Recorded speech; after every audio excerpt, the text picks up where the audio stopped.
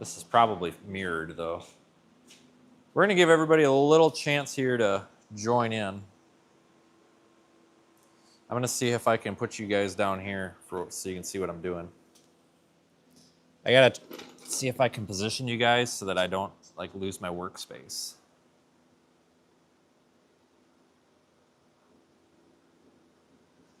Okay, how's that?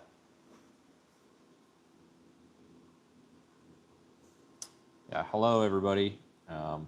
I thought we had a crisis, but we don't have a crisis. So if anybody's joining in and is like, "Oh Christ, what's wrong now?" It's fine. I thought we had a crisis, but again, no crisis. Actually, I actually got good news.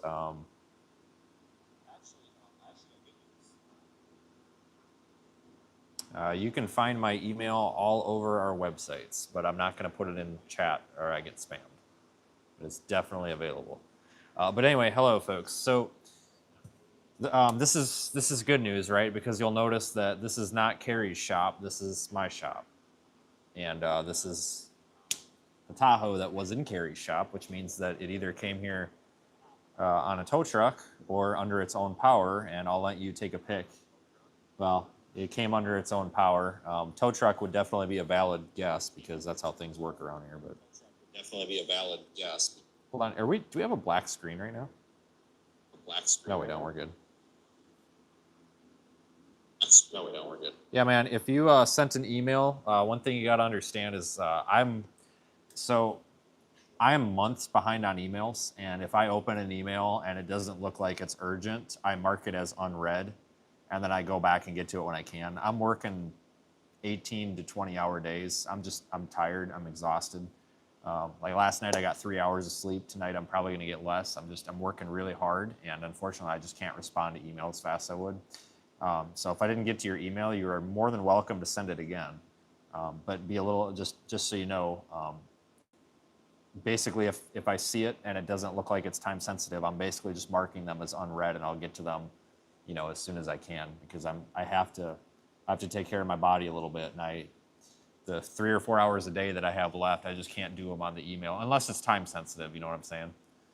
So anyway, this looks kind of like a clusterfuck, right? But I rest assured it is really not. So there's a couple of things going on here.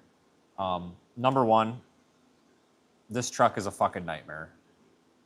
Number two, we had a lot of problems that existed prior to, let me bring you over here. We had a lot of problems that clearly existed prior to the engine going to shit. And you'll notice I've got all sorts of stuff laid out. It's kind of a transition time in here right now. I didn't expect to be doing this because I didn't realize this thing had so much wrong with it. We had a lot of little problems, so I don't know, I'll show you guys. But basically, just the Cliff's Notes here, right? All of these sensors, we don't have carbureted engines anymore. You know, it's not like to fiddle with it, you go and adjust the jets or anything, but you basically have a sensor for everything. The crankshaft, so that it knows where the engine's at, and then which, you know, spark plug to fire. Nothing's mechanical anymore. Well, some things are, like fuel pump, oil pump, those are still mechanical on this motor, but you know what I mean, sensor-wise. And you have to have a system voltage. Most of these sensors are 5 volts. Your car, your battery is 12 volts. But your engine computer steps down to 5 volts for these sensors. But some of these sensors are 12 volts. Regardless, if you don't have stable voltage, like if you've got a dead battery, bad alternator, something, bad connections, bad grounds, you're not going to have good sensor data. A lot of it will be dirty, unreadable, and basically that's what happened here. So we put the new battery in, and it still wasn't acting right. So we were getting all sorts of O2 sensor codes, and the truck would run fine in open loop, which is where the fuel system is ignoring the oxygen sensors. It's just running like its default, like, map, you know, however much fuel and air it thinks it should have. It's not adjusting anything. So that's what those oxygen sensors do. Well, technically they're air fuel sensors. Above the cats is they basically tell you if the engine's got too much gas, too much air, whatever, and then it adjusts from there. So what we were looking at, I'm like, God, that's weird that all you know, it runs fine in open loop, but it runs like crap when it goes into closed loop, which happens about 5 minutes after you start the truck. So I go in the scan tool and I click on open loop and I force it back into open loop, and then it runs pretty good. It runs a tiny bit rough, but these trucks, these 5.3s, they always seem to. It's not like it runs rough. It just, I don't know. It just, they got to, anybody with a Chevy truck of this body style probably knows what I'm talking about. It's like almost like they don't dampen the vibration. I don't know. It's more of a design issue than an engine issue, right? The engine itself's balanced, but without those oxygen sensors running right, we're gonna have a screwed up fuel trim, and we're just wasting a bunch of gas, and it's not gonna idle right. So I started back probing the oxygen sensor wire circuits, and I thought we had a bad wire, but we don't, because I shorted out the data wire, the data high and the data low. It's just serial data. It's like data plus, data minus, just like your serial port on your computer. I shorted those out with a piece of solder, and it goes to 0 volts. You take it out, and it goes back to 1.89 volts, which 1.89 volts is the bias. So your bias voltage is 1.89, which basically means the sensor's unplugged or it's dead. And this is the sensor in question, by the way. It's burnt, probably because it was in a cat that was melting down. But we fixed that. That's why it's like white hot, shot. But anyway, that came out.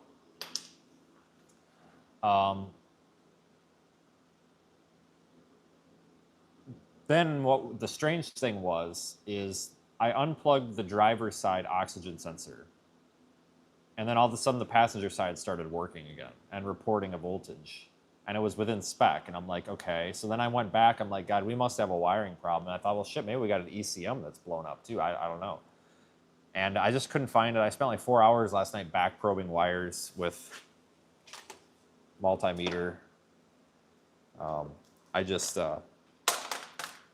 Yeah, it was not a good night until like 4 o'clock a.m. It was not what I would call enjoyable, and that was my fault because I was being a bad technician and I did not diagnose the problem correctly because I was tired. I thought we had a wiring issue. I was so convinced that I was about this close to saying, screw it, let's pull the freaking harness out and dissect the harness, which would have been a 10-hour job in and out. And regardless, it wasn't that, because I started driving it. I drove it around for an hour straight last night. And I noticed the passenger side, which is this O2 sensor, was working part of the time, and it started to tweak out a bit the more I drove it. I'm like, okay, maybe it is a bad sensor. So I took it apart just a little bit ago, and you can take your multimeter and put it on ohms, which is resistance. And these 2 pins right here are your, oh my God, my fingernail is full of dirt. These 2 pins right here are your data plus and data minus. There should be some sort of resistance on there. Or I'm sorry, not these 2 right here, the heater, the O2 sensor, the power and ground. There should be some resistance there because there is literally a heating element in here. There is no resistance whatsoever. And I'm like, okay. So I took the new sensor, which is now in the truck, and there was resistance like it should be. I'm like, okay, well, the sensor's clearly bad. Like there's something wrong with the sensor. Carrie pointed this out. At one point, it had rubbed through on something, but the wires are intact. But still, it's been beat up. The catalytic converters were melting down on this. EGTs were super high. It's a shot, right? Get rid of it. Put the new one in. I plugged the new one in, and instantly it starts giving us very similar readings to what the other side is. So that took care of that. So we did have a bad sensor.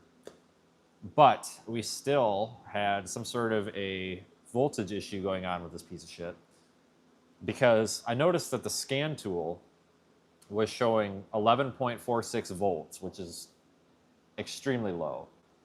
And if you take the voltmeter and probe the power and ground on the battery, it's 12.52. I'm like, well, that's not good. So I checked all the grounds, not the grounds, and I'm like, well, what the hell? Like, this makes no sense. So what it ended up being, and this is just crazy to me, You'll notice I've got this starter cable. This is just for testing. So if you put your probes, on the power and the ground, this is a ground wire. It identifies as black. Just, it's for testing. Don't even worry about it. So if you probe or touch this part of the connector here and ground, you get 12.5 volts, right? What you would expect. If you touch it over here, remember this isn't supposed to be here, this jumper cable. If you touch it over here, you get like 11 to 11.5 volts. So you're losing voltage between here and here. And it's like, well, why? Clearly that's a problem because this is the only cable that supplies power to the truck. All of your battery power goes through this cable and then into this big maxi, mega fuse, right? This is an important link. Without this, you have no power other than when the truck's running with the alternator, which some of you guys probably see where I'm going with this because alternators don't necessarily give out perfectly clean power, especially on these Chevys where they turn them on and off to charge and discharge battery, which would explain why we're having intermittent sensor data issues and voltage issues, not all the time. But I took my probe and I stuck it in the middle of this cable and it's still 11.5, which means from right here to right here, there's something wrong. And if you look close, you see how it's all charred? This has been hot. Look at that, it's charred. This thing got real hot at one point, real hot, probably from the winch. I probably need to upgrade this. So this is bad. So what I did is I took a 2-gauge starter jumper wire and just ran it across. And sure as shit, guess what? Now you've got 12.5 volts across all of them. And, oh, the truck's off. Shoot. The truck is off. But if you look at the scan tool, 12.7 volts was the last reading. So just as it's supposed to be, which is good. So we solved that problem. So that makes me very happy. That was, again, a problem that existed prior to engine swap. That's totally unrelated to engine swap. So I'm happy. So that mega fuse, that whole chunk, believe it or not, that piece of crap costs like $280. So I'm not paying that. So we're gonna go to Harbor Freight later. I'm gonna buy a battery crimp tool. And I've got some 0-gauge cable. That's 2-gauge. We're gonna put 0-gauge on it. And we're just gonna make a new battery cable that goes for, this long. We're just gonna make one. Because I can make one, because I've got the terminals and the cable. I just don't have the tool to crimp them. And then I need to get some better heat shrink. But it'll cost us probably 40 or 50 bucks for the tool, but for 40 or $50, we can make as many battery cables as we want. So versus paying 200 something dollars for the mega fuse, because the mega fuse is fine. So that's that. Short live stream today, because I need to get this put back together. But basically, I got to put the, Basically, I got to put the fender line back in. I got to clean those wires up because I hacked them apart to do some testing. We'll clean them up nice. But the engine's in. Carrie did a nice job. So, I mean, I'm pleased. Even though it's a little bit tore apart right now from my testing. But, I mean, it's in there. Oh, I forgot to tell you. I thought we had a head gasket leak. Okay, so this is what I actually went live for. You see all that coolant down there? So as soon as I took that oxygen sensor out, I was wiggling it around to try to get it out of there. It's a tight squeeze. A bunch of coolant came out. And I'm just like, oh my God, we've got a head gasket leak. I've got a junk motor. Are you fucking kidding me? Like, I was this close to driving this to the salvage yard where we got the engine, dropping it off, handing them the title and being like, piss off, basically. Like, you're kidding me, right? I'm just like, Jesus Christ. So I had to walk away. I spent 45 minutes pacing in the parking lot. I'm not kidding, back and forth. I was so fucking pissed. I mean, I have spent, we are now $6,000 into this. And now I'm like, okay, so now we're going to have to, they would warranty the engine, but what am I going to do for the thousands of dollars that we're probably going to be paying in labor here now? Like, this is literally going to end me. This is not good. And I'm just like, okay, hold on, let's not panic, because the coolant is low, but it is not low enough that I feel like we would be dumping coolant through the head gasket. So I pulled the spark plug out, and the spark plug's not, like, when you got a head gasket leak, they look kind of like chalky. It looks fine. Just looks like regular spark plug. I'm like, okay, this is weird. I smell the exhaust, and it smells like gas because we're dumping gas in there because we don't have a working oxygen sensor, which we do. Well, we do now, but at the time we didn't. I'm like, okay, this is weird. So I smelled the exhaust, stuck my face in it, and it doesn't smell like coolant. It doesn't smoke. I mean, there's a little bit of fuel in the exhaust, but again, we didn't have an oxygen sensor plugged in, so we were just dumping fuel basically. Anyway, it's not a head gasket leak. It is the extremely common. Some of you guys actually with Chevys of this model year and such probably know where I'm going with this, and you might even know exactly why it happened. So back there, oops. See those two hoses right there that go in? You got that plastic, that tan plastic, those two hoses. Not the one that says R, the two behind it. Well, you know what those are right over? They are directly over my oxygen sensor, which is right there. And you see these metal tubes that go up? Those are those heater hoses that go on those plastic connectors. So to get this oxygen sensor out, I was pushing and pulling these metal hoses. Okay, so now you know where I'm going with this. So I just looked up here and I took my flashlight and I'm just like, there's no fucking way. I shine my light in there, and as I'm shining it, a little drop comes off of that plastic connector. And you know where it lands? Directly on the fucking thing that I was working on. So as I was yanking those around, it was just dumping out of that heater core, because that's where it goes into the heater core, which is like a little radiator in your dash that blows the heat across. And I'm just like, oh, thank God. So I grabbed the hose and I started wiggling it like I was down there, and it just dumps out. And I'm just like, oh, thank God. So that's all it is. Those are like 20 bucks, and those are known to leak on these. And in fact, I think I knew about that already. I think. Because I think when we parked this, I think I noticed it was leaking. But regardless, it's got nothing to do with the motor. My white Tahoe, some of you guys might remember 2 years ago, I got stuck in a parking lot because that same freaking coolant T-fitting broke off. And it's plastic and it's junk, and they're known to break. You can actually get upgraded metal ones. Um, Dorman makes them, and that's what I'm gonna go get. It's the K2X bingo, dude. Don't even get me started. But yeah, like they've had those. I think even on the brand new trucks, I think they've got those same plastic fittings, and they never learn. And it's always the white one. The black one always works. The white one always breaks. It's because one is black, one's white, and the white one, the one that the inboard one, closest to the manifold back there, is always the one that leaks. I've never had that black one leak, but it's just so stupid. I'll be completely honest with you guys. If they don't have the metal one, I might see if I can potentially fabricate something with heater hose, like a heater hose, like rubber hose adapter, and like a worm clamp. Dorman shit, dude. They're junk. Seriously, the Dorman is the worst company ever. But that is one thing that they can make, is that replacement thing. But the only thing is the push fittings going into the heater hose. But what I'm thinking about doing, I might be able to make a little plumbing adapter out of some heater hose, and I've got some spare tubing that's very similar in size, like air conditioner tubing. It's the same stuff for the heater hose.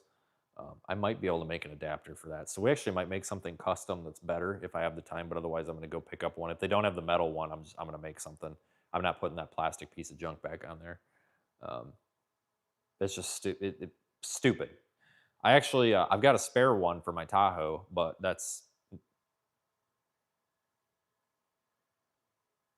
except it's not in my Tahoe. It's in a different, I'm trying to think where it's at. I actually carry a spare one. Yeah, Dorman's terrible. So the problem with Dorman is the sensors. Basically, anything electrical they make, they just don't meet factory spec. They are absolute junk. Absolute junk. I will not put anything Dorman on anything except for those, and well, that's basically it. I mean, you get burned by them so bad. I'm not happy. I had to put a Bosch oxygen sensor on this thing, and that's not the factory. So hopefully we don't get a bad. Hopefully we don't get a bad read. So I've got a bunch of shit laid out. Just stuff that's going in and on this truck. I have not done anything to it. I mean, we just started dicking with it last night. It's a mess in here. I actually started cleaning it out. That's why it's kind of a mess, but I'm basically going to back this thing out. Well, get that thing on there, back this thing out, and then I'm going to mop the floor because of that coolant. Oh, Carrie's here. Yeah, I was telling Carrie about the freaking head gasket fiasco, which isn't. That's what we're basically talking about. But yeah. And then we'll get the second battery in, and like I said, we are going to we're going to upgrade this here. That's the big reason I just want to go buy the battery cable crimper, because I need to have one. But this is just not. I think it's because I probably melted it when I was using the winch, honestly, at one point. So I probably need to. We're gonna upgrade this. Um, we're gonna upgrade that. I don't know how it's gonna work with this big plastic thing. Might have to cut it, but we're gonna upgrade that. It's only a 3-inch thing. That's 2 gauge. I want to go 0 gauge, but and again, like I said, this red wire is a ground. It identifies as black. Just pretend that's a ground. I need to label that so that somebody doesn't mistake it. But yeah, we'll upgrade that. But I mean, like this is one of those things where you don't really. It's hard when you just put an engine in, and then you start having all these problems because you have to figure something. You have to figure out, okay, did putting the engine in cause these problems, or is it a problem with the engine? Or is it a problem that existed prior to the engine being replaced, but we didn't know about it because the engine didn't run? So you who cares if an oxygen sensor is responding when you've got zero compression in one of your cylinders? Like you're not going to know the difference. You know what I'm saying? So that was kind of my fault. I should have probably scanned this before we took the before I took it in, and then saved all the freeze frame data. But I would have had to do that a long time ago because we had to set all the monitors, and I just didn't drive it enough. But like I said, it drove fine in open loop. That's how I knew it wasn't the base engine, because as long as it's an open loop, it drives fine, which is basically your O2 sensors are unplugged. So yeah, I unplugged all the O2 sensors and forced it into open loop and just let it stay in open loop, so I didn't have to keep going in there and clicking it on the scan tool. And so far, so good. I think they might be here to get my pickup. If they're here, then they're early, and I'm not going to be happy with them. Hang on.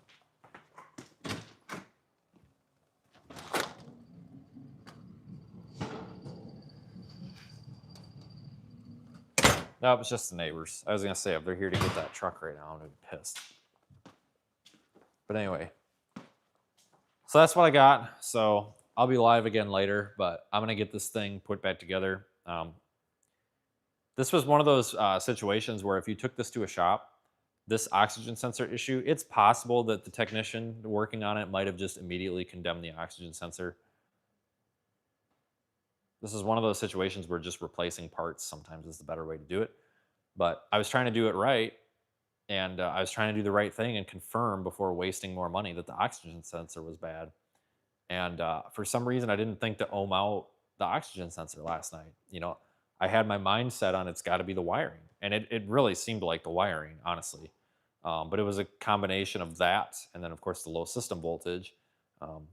I guess remember, people, and if you are a technician, you know exactly what I'm talking about, and you don't need to be told, or maybe you do. But I guess start at the damn sensor, because if I would have just ohmed the sensor, I would have probably been out of here about 8:30 last night. So, but that's okay. I mean, I guess it's good because it forced me to find the battery voltage issue, which again, totally unrelated to this engine swap. But we got lots of new parts on this thing. We got new catalytic converters, new oxygen sensor now. I'm probably just going to change the other 3 out. They're cheap. Even these Bosch ones, which aren't OEM, but they should be okay. Even these Bosch ones are like $27 a piece, so I might just change the other 3. They're not hard to get at. You just gotta wait till the truck's cold. I did it while it was hot, and I about burnt the shit out of my hand. But we'll get this put back together. I'm hoping to be able to get all of our equipment in it by Thursday. I say Thursday because it's Sunday. It'll probably take me a day to like clean the piss out of it because I want to wax it and all that shit. So that puts us to Tuesday, all day Tuesday, and then test stuff on Wednesday, and then do the final cleanup on Thursday, I guess. So probably something, I don't know. But anyway, that's all I got. So we'll be back later. But good news, it moved here under its own power. This is the first time that I've driven that thing without it being a dead miss in it for a long time. So, All right, I'll be back later, guys. Have a good one.